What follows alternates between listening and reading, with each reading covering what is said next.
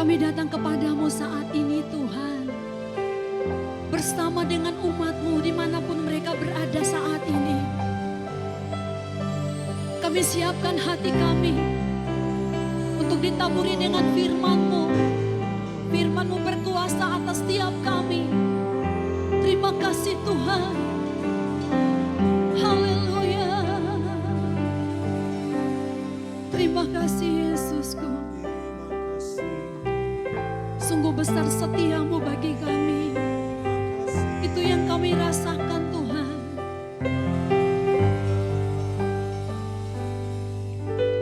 Sungguh besar setia-Mu, nyata di sepanjang hidupku. Darah-Mu telah layakkan kehidupanku.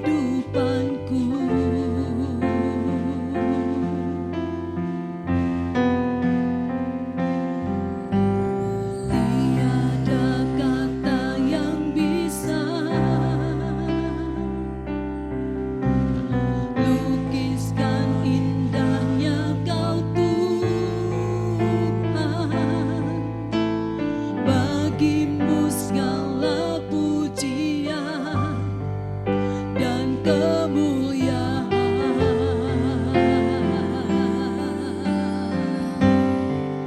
Ku tinggikan Engkau Tuhan, melebihi segalanya, lebih dalam ku menyembah dalam roh dan kebenaran selamanya. Terima kasih buat anugerah-Mu. Terima kasih Tuhan. Haleluya.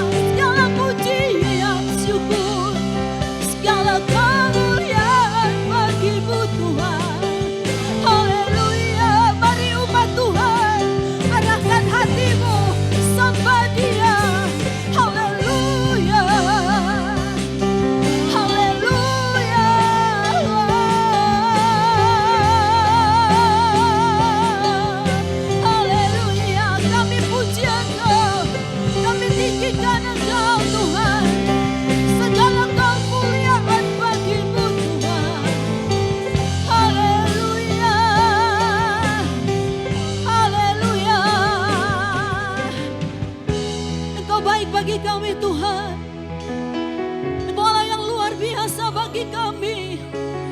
Engkau Allah yang dahsyat bagi kami Tuhan. Haleluya. Terima kasih Yesusku. Terima kasih Tuhan. Sebab Engkau baik. Kemuliaan bagi Tuhan di tempat maha tinggi. Kau Raja diagukan dan dipuji.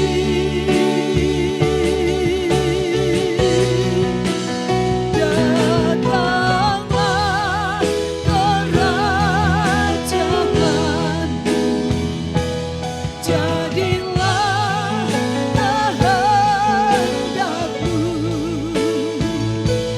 Seluruh bumi mengagungkanmu, ya Allah. Kemuliaan, kemuliaan bagimu. Kemuliaan bagi Tuhan di tempat maha tinggi. Kau Raja diagukan dan dipuji.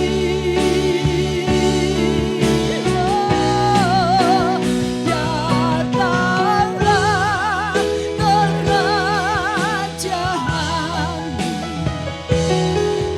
jadilah kehendakmu. Seluruh bumi mengagungkanmu, ya Allah. Seluruh bumi, haleluya. Seluruh bumi mengagungkanmu, ya Allah. Katakan Indonesia penuh kemuliaan-Mu Tuhan. Indonesia penuh kemuliaan-Mu.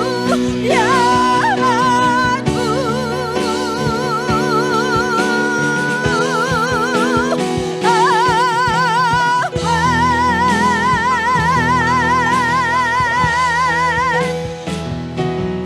Ini segenap hidup kami Tuhan.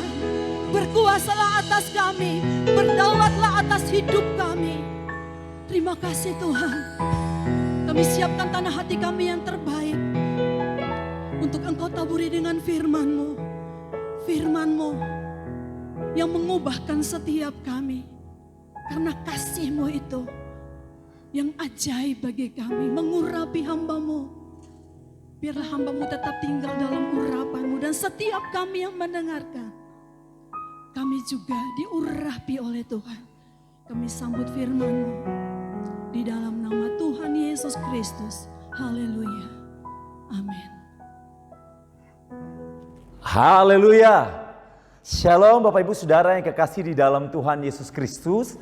Hari ini kembali kita ada di dalam kasih Tuhan yang luar biasa. Kalau saudara boleh mengalami sukacita, semua berkat kemurahan Tuhan. Amin saudara. Saat ini saya akan menyampaikan kebenaran firman Tuhan yang saya beri tema, kasih Kristus adalah kasih yang sempurna.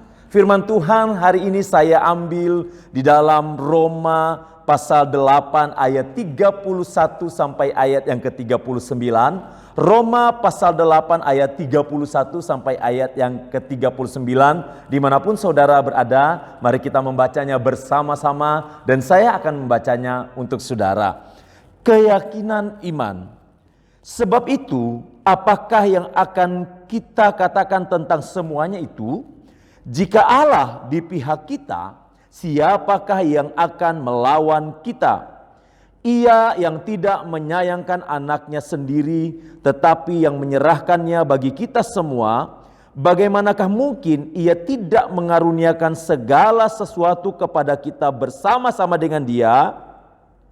Siapakah yang akan menggugat orang-orang pilihan Allah? Allah yang membenarkan mereka. Siapakah yang akan menghukum mereka? Kristus Yesus yang telah mati, bahkan lebih lagi yang telah bangkit, yang juga duduk di sebelah kanan Allah, yang malah menjadi pembela bagi kita. Siapakah yang akan memisahkan kita dari kasih Kristus?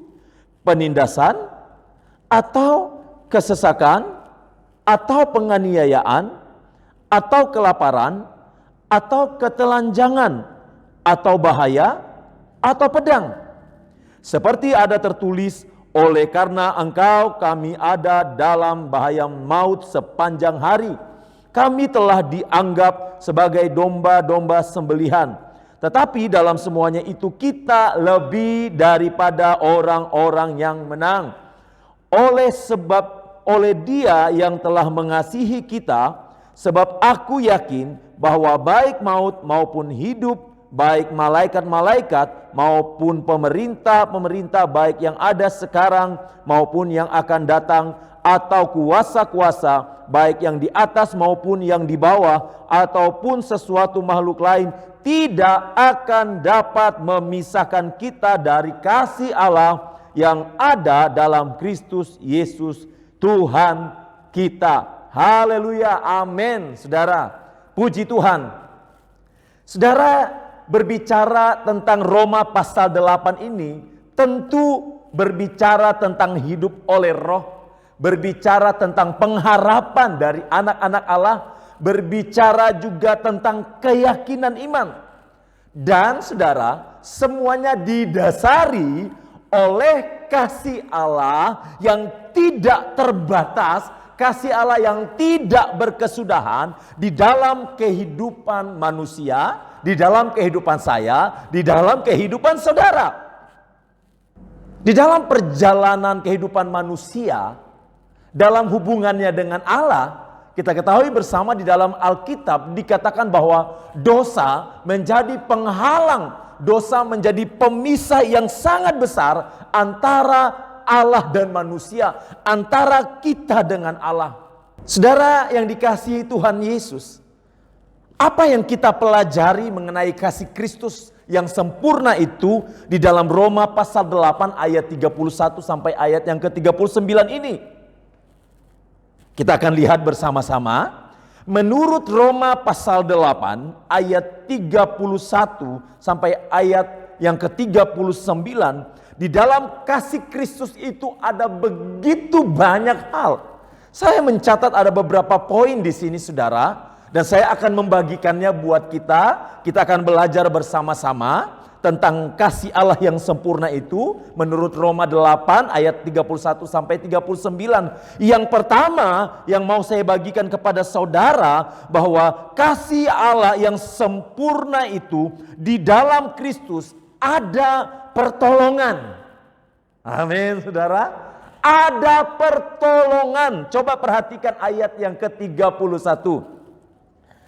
Saya bacakan kembali. Sebab itu apakah yang akan kita katakan tentang semuanya itu? Jika Allah di pihak kita, siapakah yang akan melawan kita?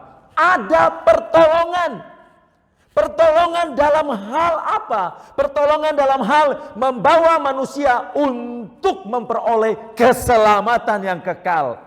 Pertolongan di mana membawa saya, membawa saudara, membawa seluruh umat manusia, membawa kita semua untuk memperoleh keselamatan yang kekal. Dasar Allah ingin menolong kita, ingin menolong manusia, ingin menyelamatkan manusia, di mana kasih itu tidak terbantahkan lagi, menjadi dasar yang mutlak dari Allah. Yohanes pasal 3 ayat 16 yang menjadi ayat hafalan saya dan saudara, tentu menjadi pegangan kita juga. Dikatakan bahwa karena begitu besar kasih Allah akan dunia ini, sehingga ia mengaruniakan anaknya yang tunggal, supaya setiap orang yang percaya kepadanya tidak binasa, melainkan beroleh hidup yang kekal. Karena begitu besar kasih Allah. Sebesar apa?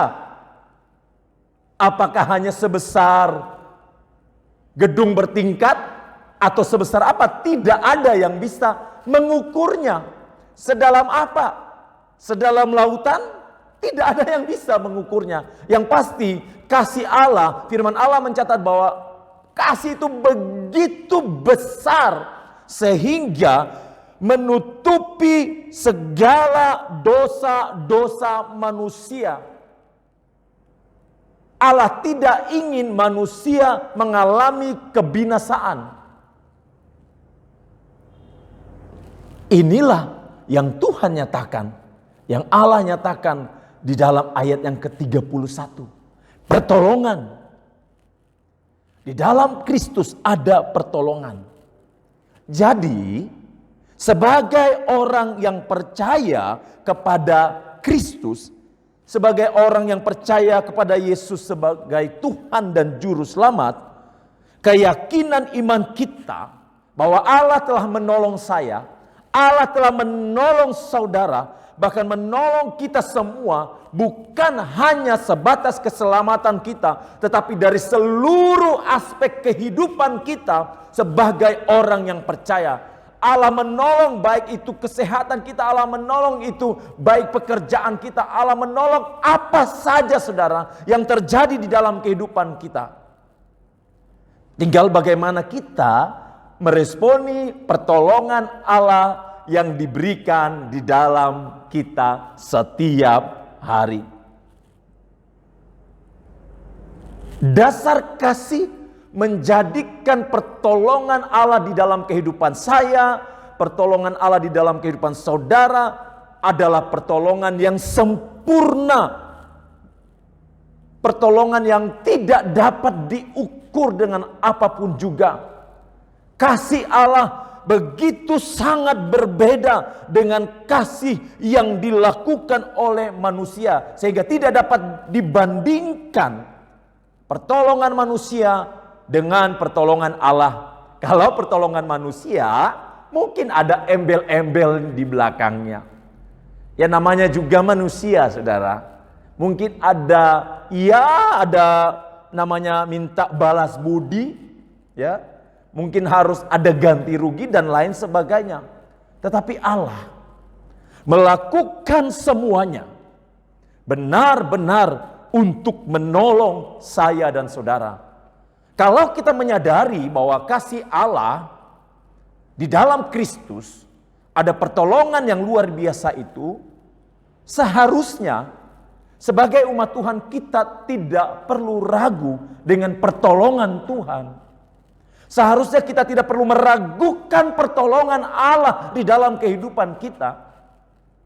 Sayangnya saudara, ada begitu banyak orang-orang yang percaya kepada Kristus.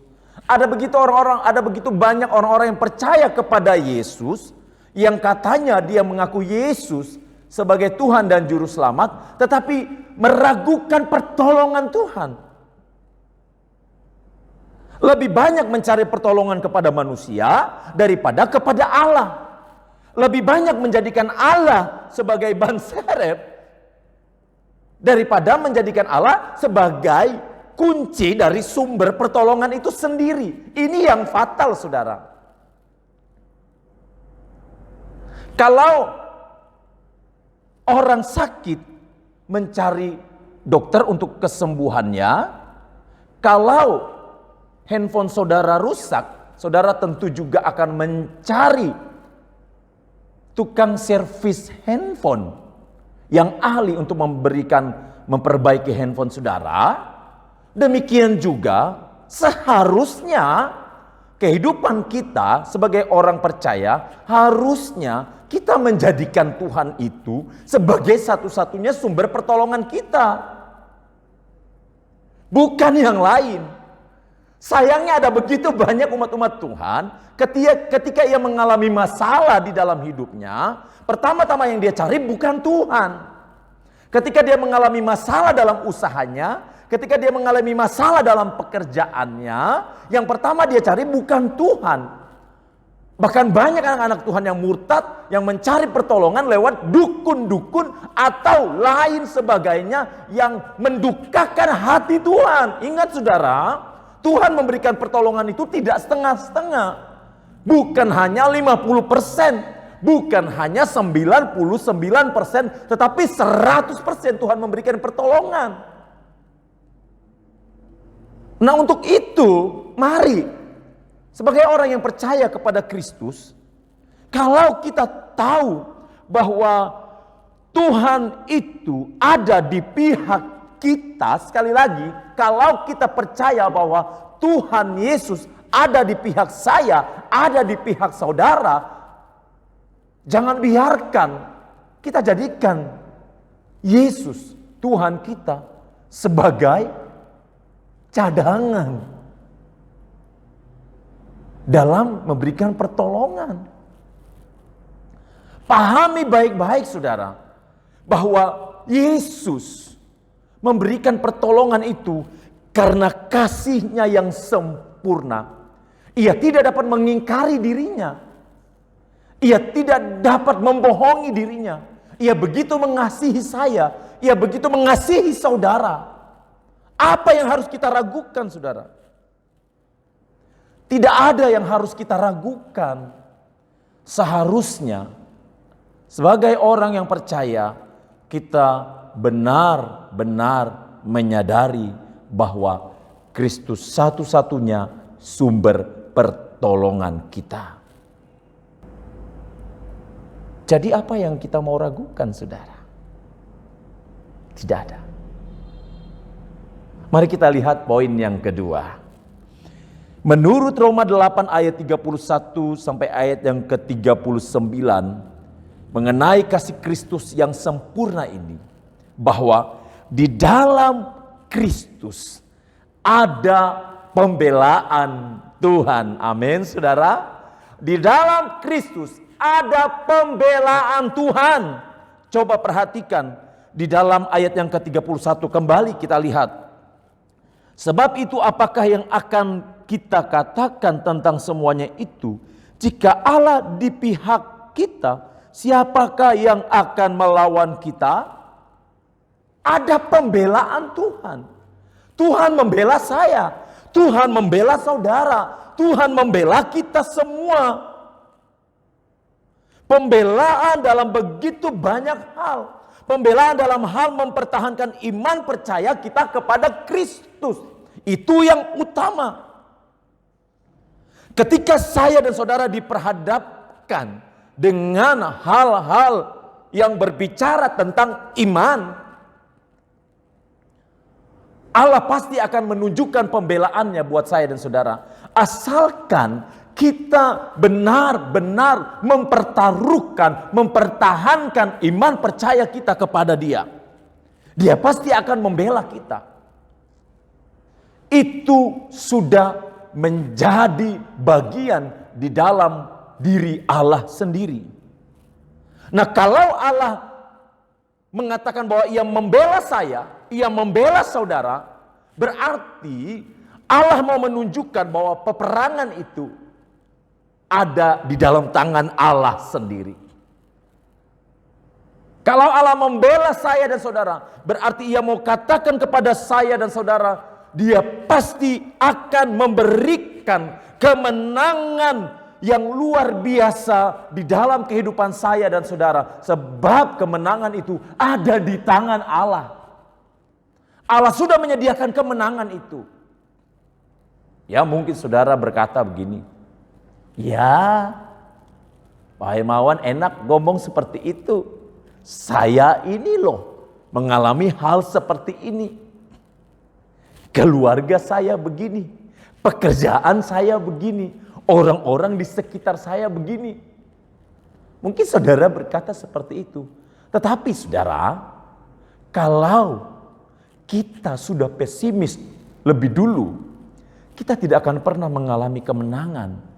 Kita tidak akan pernah merasakan kemenangan yang Allah sudah berikan. Padahal kemenangan itu sempurna sesuai dengan kasih Allah yang sempurna.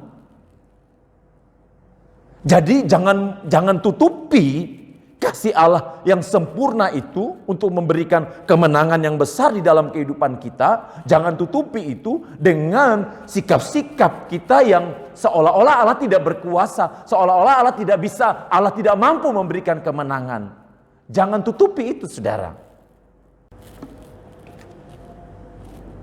Kalau engkau yakin bahwa Kristus yang engkau sembah sanggup menyelamatkan engkau, sanggup menyelamatkan saya, sanggup menyelamatkan saudara, sanggup memberikan nyawanya, bahkan ia rela disalibkan, mati dan bangkit buat kita. Kalau kita yakin itu sungguh-sungguh, apalagi saudara, soal kemenangan di dalam kehidupan kita, soal kemenangan di dalam iman percaya kita kepada Dia.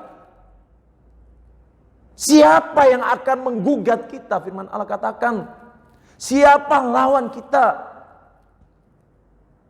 Ayat 31 jelas mengatakannya. Siapakah yang akan melawan kita? Nah, saudara, penting sekali untuk kita membangun pertumbuhan kerohanian kita, pertumbuhan iman kita kepada Allah dengan sungguh-sungguh tanpa meragukan sedikit pun karya Allah yang terjadi di dalam kehidupan kita. Saya jadi ingat cerita firman Tuhan ketika murid-murid Yesus disuruh oleh Tuhan untuk bertolak ke seberang, Mereka saat itu ada di dalam perahu dan firman Allah berkata bahwa angin sakal datang menghantam perahu mereka sehingga mereka ketakutan begitu luar biasa. Pada saat itu Yesus datang kepada murid-murid dan mau memberikan pertolongan itu. Yesus menghampiri murid-murid. Tapi apa yang terjadi, saudara? Yang terjadi adalah murid-murid ketakutan luar biasa. Kenapa, saudara? Karena murid-murid melihat Yesus bukan sebagai Tuhan, tetapi sebagai hantu. Ini, saudara, ketakutan bisa merubah cara pandang saudara kepada Tuhan.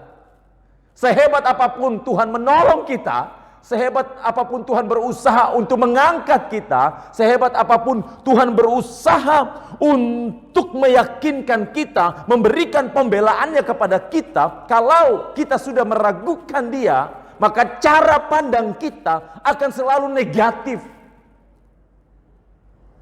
Kita tidak akan pernah bisa melihat pembelaannya secara hebat di dalam diri kita. Kenapa? Karena cara kita memandang Dia bukan cara seperti Dia memandang kita. Ini bedanya. Seharusnya kita belajar. Ayo, saudara, mari kita mulai belajar. Belajar memandang Kristus itu sebagai pembela yang luar biasa di dalam kehidupan kita. Di dalam Dia ada pembelaan yang luar biasa. Kasih yang sempurna itu memberikan pembelaan yang luar biasa, apalagi berhubungan dengan iman percaya kita kepada Dia. Itu yang mau saya katakan kepada saudara dalam poin yang kedua. Yang ketiga, mari kita lihat bersama-sama di dalam ayat yang ke-33 tentang kasih Kristus yang sempurna ini. Yang ketiga, coba kita lihat dalam ayat yang ke-33. Siapakah yang akan menggugat orang-orang pilihan Allah, Allah yang membenarkan mereka? Siapakah yang akan menghukum mereka? Yang ketiga, di dalam kasih Kristus yang sempurna itu ada kebenaran, atau saya dan saudara dibenarkan di dalam Kristus. Kita dibenarkan. Saya dan saudara dibenarkan. Di dalam bahasa aslinya dipakai kata dikayo. Dikayo artinya membebaskan. Membebaskan saya, membebaskan saudara. Membebaskan dari apa? Membebaskan dari gugatan. Membebaskan dari gugatan, dari tuduhan. Mungkin ada yang menuduh kita dalam hal iman percaya kita kepada Tuhan. Nah, Tuhan katakan Dia memberikan pembebasan itu. Inilah kasih yang sempurna di dalam Kristus. Membebaskan dari tuduhan. Ketika engkau mulai bangkit, ketika engkau mulai setia mengiringi Yesus, ketika engkau mulai sungguh-sungguh percaya kepada Yesus, engkau mau melakukan yang terbaik buat Yesus. Mungkin karena masa lalumu yang tidak baik, orang mulai melakukan gugatan-gugatan yang tidak baik soal iman saudara. Siapa lu? Saya tahu siapa engkau. Bagaimana hidupmu dulu. Saya paling tahu siapa engkau. Mungkin ada orang yang berkata seperti itu. Tetapi firman Allah katakan bahwa di dalam Dia, ketika kita sungguh-sungguh mempertahankan iman kita, di dalam Dia Tuhan membebaskan kita dari segala gugatan-gugatan tersebut, dari segala tuduhan-tuduhan tersebut. Apapun keadaan kita, firman Tuhan katakan, Aku akan memberikan atau membebaskan engkau dari segala tuduhan itu. Tentu yang Tuhan mau adalah kita meresponi kasih-Nya yang sempurna itu. Ingat cerita Yesus diperhadapkan dengan seorang wanita, seorang perempuan yang kedapatan berzina. Saat itu para imam-imam Farisi, orang-orang yang luar biasa yang merasa diri benar datang menghadapkan wanita itu kepada Yesus. Dia berkata kepada Yesus, Yesus, perempuan ini kedapatan berzina, apa yang harus dilakukan? Yesus berkata apa, saudara?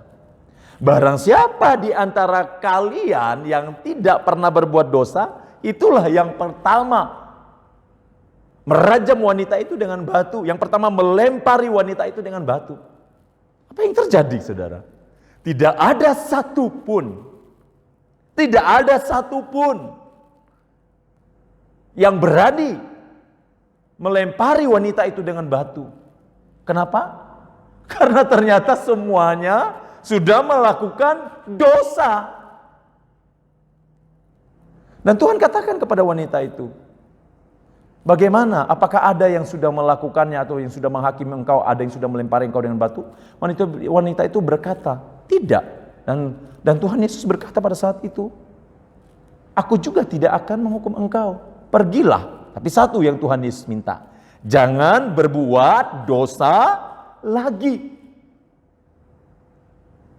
Untuk Yesus dapat membebaskan kita dari gugatan, untuk Yesus dapat membebaskan kita dari tuduhan-tuduhan, mungkin itu masa lalu yang tidak baik, masa lalu yang tidak beres, atau yang tidak terselesaikan, kita harus menyelesaikannya. Kita harus mengambil keputusan untuk memutuskan semuanya itu.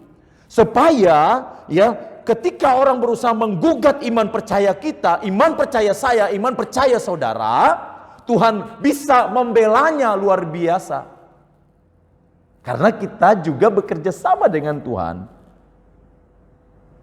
Melepaskan atau meninggalkan cara hidup kita yang lama. Ini kasih Kristus yang luar biasa. Tidak berhenti sampai di situ. Tuhan juga mau membebaskan kita. Bukan sekedar dari gugatan, tuduhan. Tetapi juga Tuhan mau membebaskan kita dari segala hukuman dosa yang seharusnya kita terima. Di dalam Roma pasal 6 ayat 23 di sana dikatakan bahwa sebab dosa, upah dosa adalah maut. Tetapi karena kasih karunia Allah, ialah hidup yang kekal di dalam Kristus. Karena karunia Allah ialah hidup yang kekal. Seharusnya saya dan saudara menerima upah dari dosa yang kita perbuat, yaitu kematian atau maut. Tetapi Allah mau membebaskan kita. Selain dari tuduhan itu, Allah juga mau membebaskan kita dari hukuman.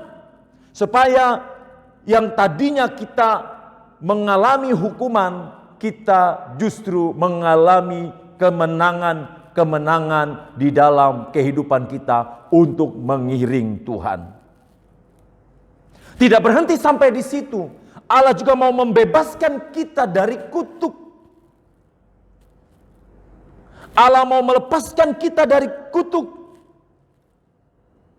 Galatia pasal yang ketiga ayat yang ke-13 di sana berkata, Kristus telah menebus kita dari kutuk hukum Taurat dengan jalan menjadi kutuk karena kita. Sebab ada tertulis, terkutuklah orang yang digantung pada kayu salib. Seharusnya yang disalibkan adalah saya dan saudara. Seharusnya kita orang-orang yang berdosa ini yang disalibkan, bukan Yesus. Tanamkan ini baik-baik di dalam diri kita. Tanamkan ini baik-baik di dalam pikiran kita, di dalam hati kita. Bahwa seharusnya yang disalibkan itu saya dan saudara. Seharusnya yang menerima hukuman itu saya dan saudara. Seharusnya yang menerima kutuk itu saya dan saudara. Bukan Yesus. Tapi kasih yang sempurna itu mau membebaskan kita dari kutuk. Saudara, betapa tidak sopannya kita kepada Tuhan. Betapa kita menjadi orang-orang yang tidak tahu berterima kasih kepada Yesus. Kalau kita masih saja tidak melakukan kebenaran firman Tuhan, kalau kita masih saja tidak menjadi pelaku firman, hal-hal sederhana saja yang kita lakukan itu bisa mempengaruhi iman percaya kita kepada Yesus. Entahkah itu perkataan kita, perbuatan kita, pola pikir kita yang tidak sesuai dengan firman Tuhan bisa membuat kita jauh dari Tuhan. Yang terakhir, yang keempat, saudara, di dalam Kristus, dalam kasih yang sempurna itu, ada ikatan yang kuat. Bahkan ada kemenangan. Coba perhatikan ayat yang ke-35 sampai ayat yang ke-37. Siapakah yang akan memisahkan kita dari kasih Kristus? Penindasan atau kesesakan, atau penganiayaan, atau kelaparan, atau ketelanjangan, atau bahaya, atau pedang. Saya loncat ke ayat 37. Tetapi dalam semuanya itu kita lebih daripada orang-orang yang menang oleh sebab Dia yang telah mengasihi kita. Dalam kasih yang sempurna itu, di dalam Kristus ada ikatan yang kuat. Siapakah yang dapat memisahkan saya dan saudara? Bukankah ini ikatan yang kuat antara Kristus dengan gerejanya, antara saya dan saudara kepada Kristus? Bukankah ini adalah ikatan yang kuat? Tuhan mau mengikat kita dalam satu ikatan yang kudus, supaya kita benar-benar menjadi milik kepunyaannya. Tidak berhenti sampai di situ, saudara. Di dalam Kristus ada kemenangan yang luar biasa. Kemenangan yang tidak bisa diberikan oleh dunia. Kemenangan yang hanya bisa dilakukan oleh Tuhan sendiri. Kemenangan atas apa? Kemenangan atas maut. Kemenangan atas seluruh aspek kehidupan kita. Jangan pernah meragukan itu, saudara. Jangan pernah meragukan kerinduan Tuhan di dalam hidup kita untuk menjadikan kita sebagai keluarga-keluarga Allah yang benar-benar menikmati kasih Allah di dalam kehidupan kita. Jangan pernah meragukan kemenangan-kemenangan yang Tuhan sudah siapkan buat saya dan saudara setiap hari. Hidup ini penuh perjuangan, saudara. Tetapi tanpa Tuhan, kita tidak akan bisa berjuang secara maksimal. Bahkan mungkin yang ada, kita bukan mengalami kemenangan, tapi kita mengalami kekalahan demi kekalahan. Dalam pekerjaan saudara, tentu saudara berjuang setiap hari. Dalam rumah tangga saudara, tentu saudara berjuang setiap hari. Dalam lingkungan saudara, saudara berjuang setiap hari. Dalam hal apapun juga tentu saudara berjuang setiap hari. Tetapi apakah saudara mau mengesampingkan Tuhan untuk berjuang sendiri? Saudara tidak akan pernah mengalami kemenangan yang sempurna kalau tidak ada kasih Tuhan yang sempurna itu di dalam diri saya dan saudara.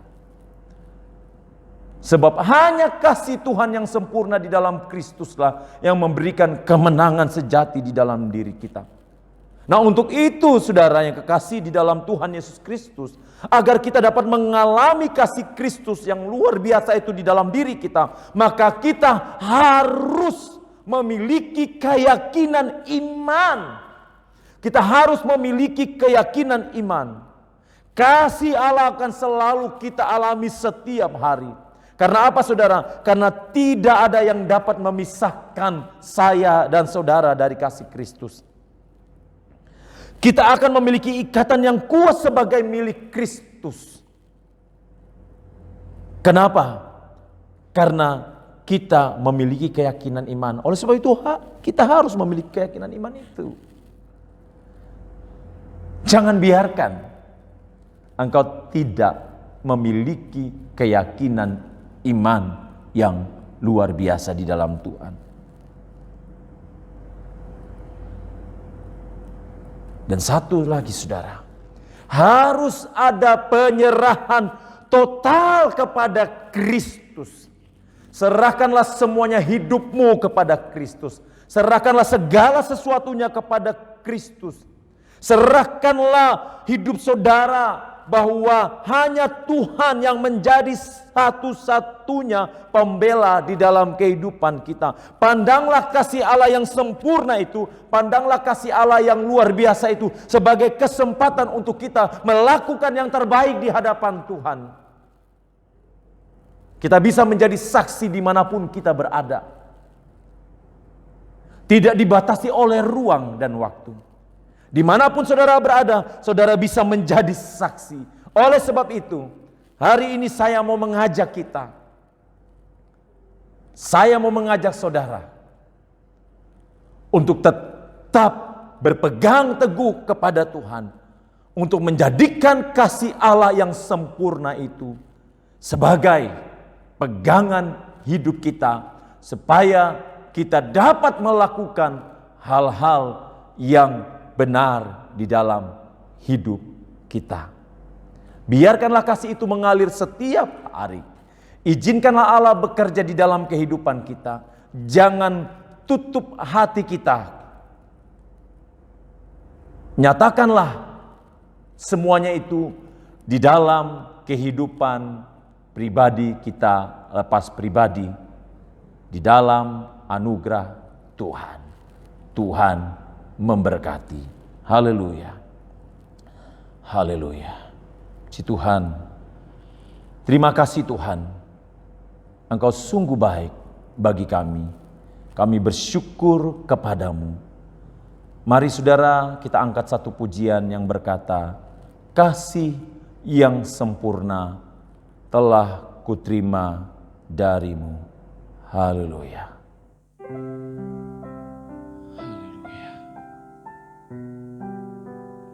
Tuhan Yesus, hari ini kami berterima kasih kepadamu ya Tuhan. Karena kasih-Mu yang sempurna itu, kasih yang tidak pernah diberikan oleh manusia kepada kami. Kasih dengan segala pengorbanan-Mu Tuhan. Kalau kami boleh ada, semua berkat kemurahan-Mu Tuhan. Terima kasih Tuhan. Terima kasih buat anugerah. Oh,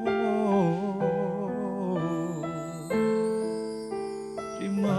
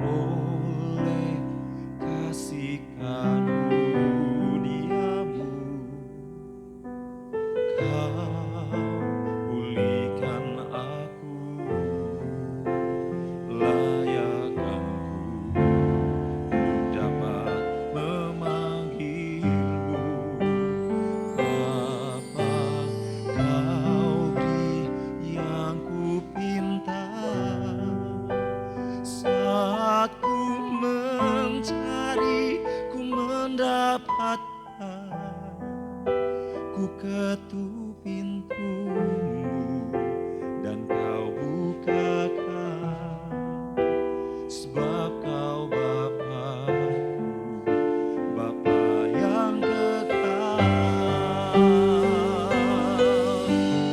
Takkan kau biarkan aku melangkah hanya sendirian. Kau selalu ada bagiku, sebab kau Bapa yang kekal. Terima kasih Tuhan Yesus. Oh, kasih yang sempurna telah kami terima darimu Tuhan. Oh,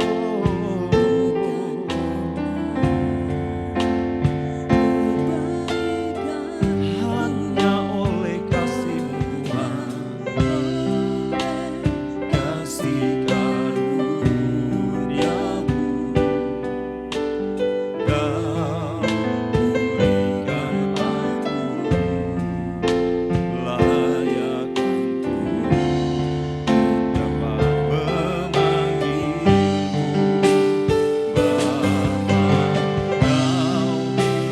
yang kupinta saat ku mencari, ku mendapatkan. Ku ketuk pintu dan kau bukakan, sebab kau Bapa, Bapa yang kekal. Takkan kau biarkan aku melangkah hanya sendirian. Kau selalu ada bagiku, sebab kau Bapa yang kekal. Saudara yang kekasih di dalam Tuhan Yesus Kristus, hari ini firman Tuhan memberikan kekuatan yang baru buat saya dan saudara. Kasih yang sempurna itu, kasih yang memberikan pertolongan, kasih yang memberikan pembebasan, kasih yang melepaskan kita dari segala tugatan-tugatan. Kasih itu memberikan semangat yang baru buat kita, untuk kita dapat lebih lagi masuk di dalam Tuhan, hadirat Tuhan. Biarlah anugerahnya mengalir di setiap kehidupan kita setiap hari. Haleluya. Oh, haleluya.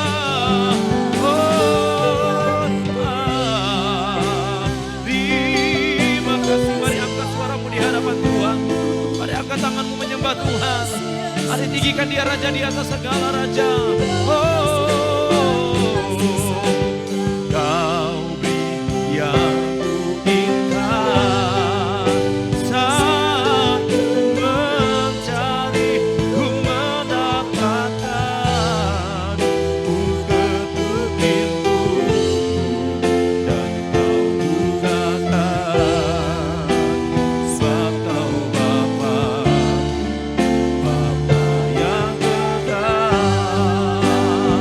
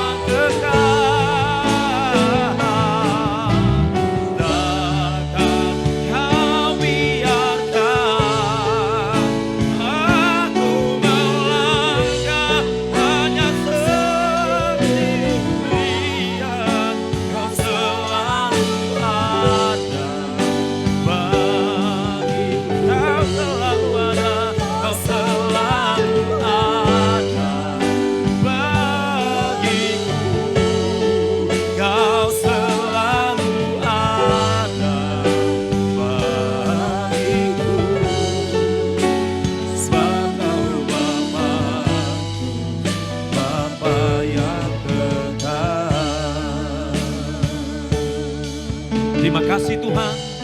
Terima kasih buat segala kebaikan Tuhan di dalam hidup kami. Saat ini hamba berdoa secara khusus buat bangsa dan negara kami Tuhan. Mari terus Tuhan Engkau berkuasa, Engkau berkarya bagi bangsa kami. Engkau sendiri Tuhan yang menyatakan kasih setiamu buat bangsa kami. Engkau tolong pemerintahan yang ada, mulai dari pemerintah pusat sampai daerah terpencil sekalipun Tuhan. Para aparat keamanan, para petugas medis atau apapun itu juga Tuhan. Biarlah Engkau sendiri yang memberkatinya ya Tuhan. Terima kasih kota kami Tuhan, kami bawa ke hadapan-Mu. Engkau yang melindungi kota ini, Engkau yang berkuasa atas kota ini Tuhan. Jemaat-jemaat Tuhan dimanapun mereka berada, Tuhan menolong, melindungi, yang sakit Engkau sembuhkan, yang lemah Engkau kuatkan, yang susah Engkau hiburkan. Biarlah nama Tuhan dipermuliakan. Terima kasih Tuhan, terima kasih buat semuanya. Balas berkati setiap umat-Mu yang melayani Engkau, yang melayani pekerjaan Tuhan. Berkati dalam setiap pekerjaan anak-anak-Mu, di dalam rumah tangga dari setiap umat-umat Tuhan. Engkau memberkati ya Tuhan. Dan akhirnya saudaraku yang kekasih di dalam Tuhan, terimalah berkat Tuhan. Biarlah berkat Allah mengalir di dalam kehidupan kita hari ini sampai selama-lamanya. Di dalam nama Bapa, Putra dan Roh Kudus, yaitu di dalam nama Tuhan Yesus Kristus, kami sudah berdoa dan mengucap syukur. Haleluya.